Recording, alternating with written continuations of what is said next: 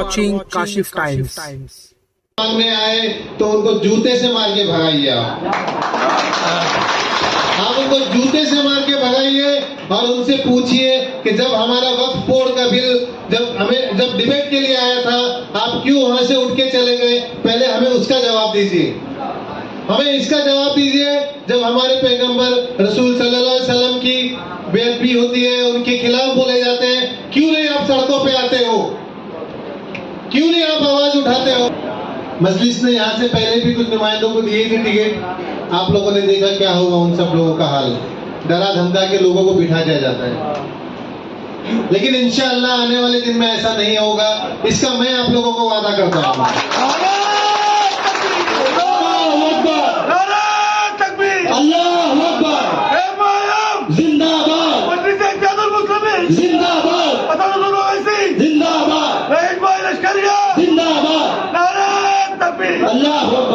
भर भर के आपसे वोट दिया है, चाहे वो कांग्रेस हो, एनसीपी हो, शिवसेना हो, हर एक पार्टी का मैं बारे में बताना चाहूंगा कि जो आप लोगों ने झोलिया भर भर के उनको वोट दिया, क्या आपके कोई एक आवाज उठाता है पार्टी का बंदा? मुसलमानों पर जुल्म सितम हो रहा है, मुसलमानों की मस्जिदें शहीद हो रही है, मदरसे शहीद हो रहे हैं, हमारी बहनों के हिसाब खींचे जा रहे हैं। कौन बोलता है? जब यहाँ पे शिवाजी का पुतला गिरा गया, शिवाजी जी गया, तो सारे पार्टी के लोग रोड पे उतर गए।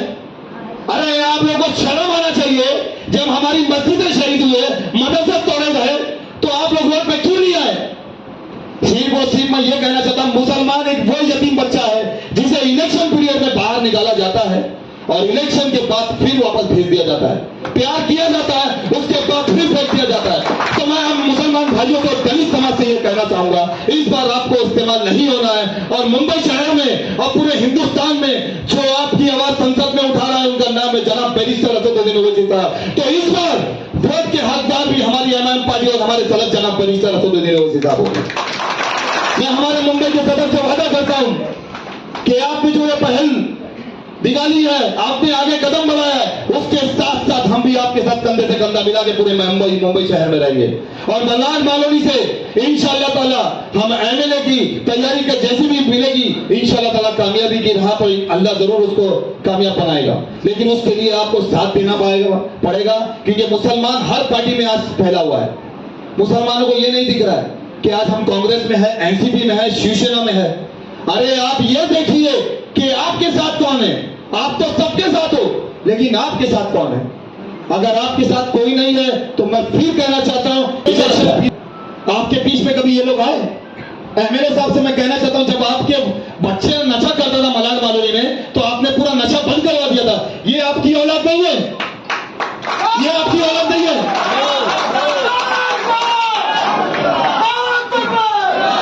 यही कहना चाहता हूं मैं, नशे का एक सिर्फ मुद्दा नहीं है मलाड मालोनी का। यहाँ पे रोजगार नहीं है, यहाँ पे रोड सड़क नहीं है। ये सारे मुद्दों पे मैं इसलिए बोलूंगा कि यहाँ का जो एमएलए, पहले मैं उसको टारगेट करूंगा, उसके बाद मैं भाजपा को टारगेट करूंगा। क्योंकि हमारे एमएलए ने मुसलमानों का एक मुखड़ा पहन के रखा है कि ये कहां जाएंगे, डबल माले, तीन माले, मैं इनको धमकी दूंगा, अगर तोड़ दूंगा मैं, वो वोट मुझे ही देंगे। ये कब तक दौड़ेगा मेरे भाइयों मेरी बहनों?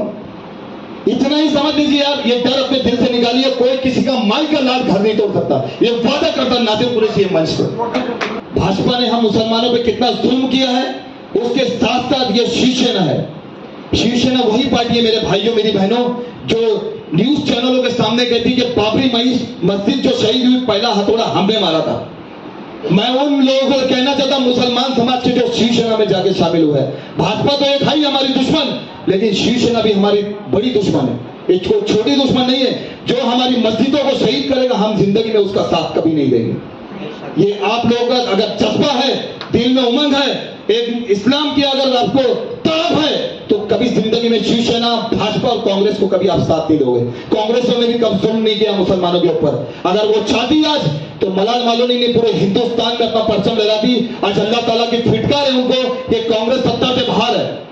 जितना जुल्म आप करोगे, अल्लाह की लाठी में दौर है, लेकिन बोलते ना एक वक्त ऐसी लाठी की आवाज पड़ती है। अगर बनाया गया तो उनका मालानी में इस्तेकबाल किए करें। इस्तेकबाल के लिए आज का प्रोग्राम है और उनको मैं मुबारकबाद देता हूं कि मुंबई से हमारे सदर बैरिस्टर असदुद्दीन ओवैसी साहब ने उनको एमएलए का चुनाव का कैंडिडेट घोषित किया है, मगर कहां से ये अभी तक सस्पेंस है।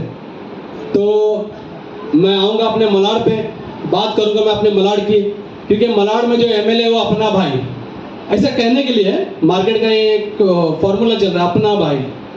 मैं अपने भाई से एक सवाल करता हूं कि भाई मुसलमानों पे अगर जुल्म उड़ता है तो अपना भाई कहां चले जाता है? रामगिरी महाराज हमारे नबी के बारे में गुस्ताख करता है तो तू कहां चले जाता है? तेरी आवाज कहां चली जाती है? और वो 1.5 फुट राणे में स्टेज से तेरे को मैं आह्वान करता हूं, एक छोटा सा जिला अध्यक्ष, अगर तेरे में हिम्मत है तो तू मालूम नहीं आके बता। ये जो वहां स्टेज पे खड़े रहकर जो धमकी देता है ना, बेटा ये अपने आप तक रखना तू, समझा? तेरी जो हाइट है मेरे सदर के पैजामे के बराबर भी नहीं है। अल्लाह अकबर।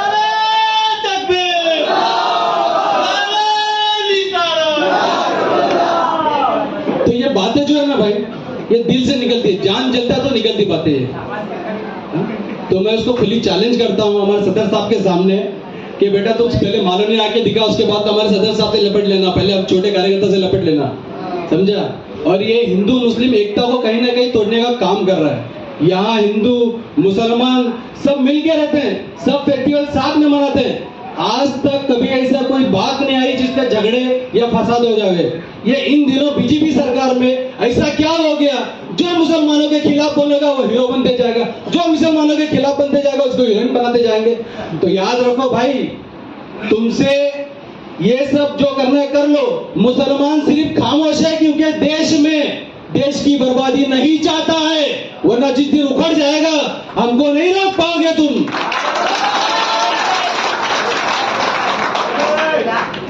तो इसकी बार मलाड मालौनी में चुनाव आ रहा है, सभी के लिए चुनाव आ रहा है। अब तो बीजेपी कांग्रेस हर कोई अपने रेस में दौड़ रही है।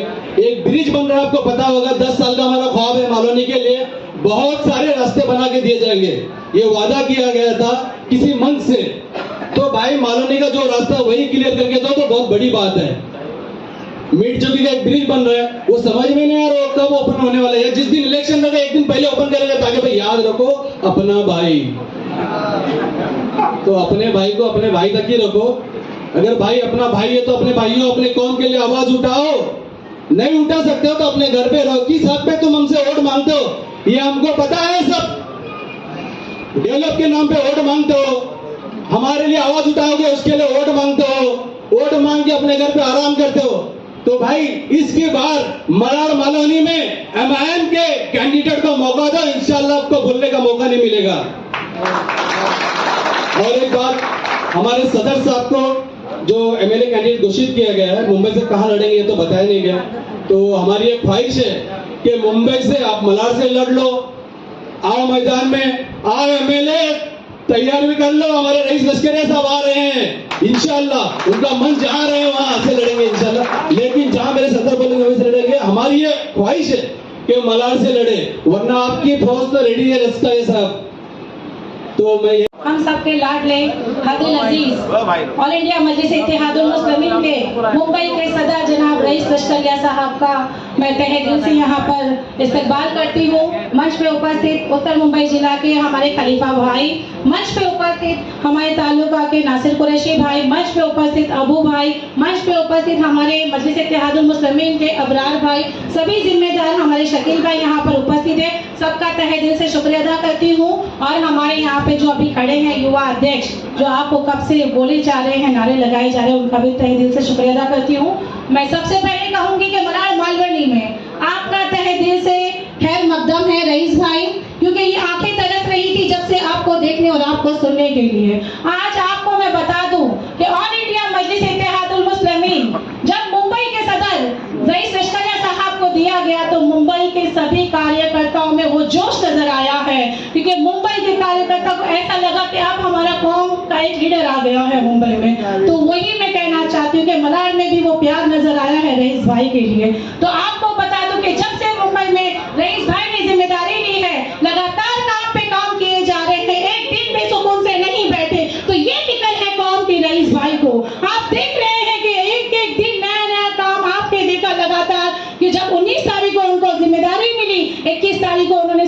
बहनों के बीच में संविधान ने जो कहा है सर्वधर्म सम्मान, वो समानता का मिसाल दिया है हमारे रईस भाई ने। सभी बहनों ने हजारों की तादाद में उनके हाथ पे राखी बांधी, तो ये मिसाल है रईस भाई की। रईस भाई हर कौम को लेके चल रहे हैं, तो हमें वो खुशी नजर आ रही है। और मैं कहना चाहती हूँ कि रईस भाई आपके हाथों को अगर मजबूत करेंगे तो यहाँ पे जितने भी मलाड के लोग हैं, मुंबई के जहां तक मेरी आवाज जाती है, तो मुंबई का हर वो कार्यकर्ता आपके हाथों को मजबूत करेगा। रईस भाई आप आगे बढ़ो, हम आपका साथ देंगे, चाहे वो महिला टीम हो, चाहे वो युवा टीम हो। साथ ही साथ मैं बता दूं कि कल ही की तारीख में रईस भाई ने MIM में आर्मी टीम तैयार की है।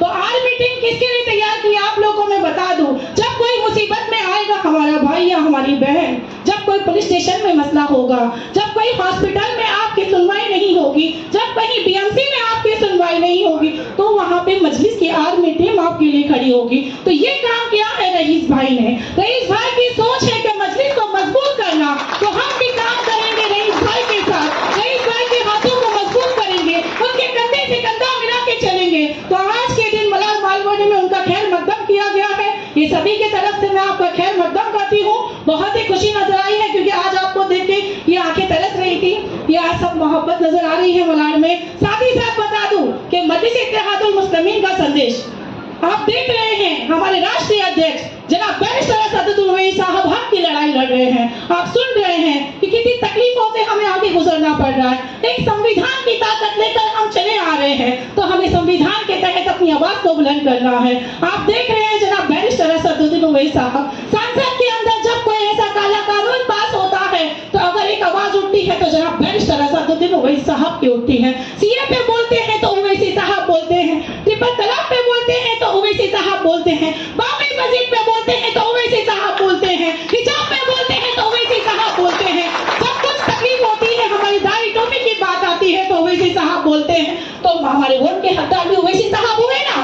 तो अब मैं कहना चाहती हूँ, जो लोकसभा इलेक्शन में महाविकास आघाड़ी ने 48 सीट थी यहाँ पर, तो क्यों मुसलमान को टिकट नहीं दी? क्यों मुसलमान को आगे आना नहीं चाहिए? क्या मुसलमान हक नहीं रखता? संविधान में मुसलमान का अधिकार नहीं है?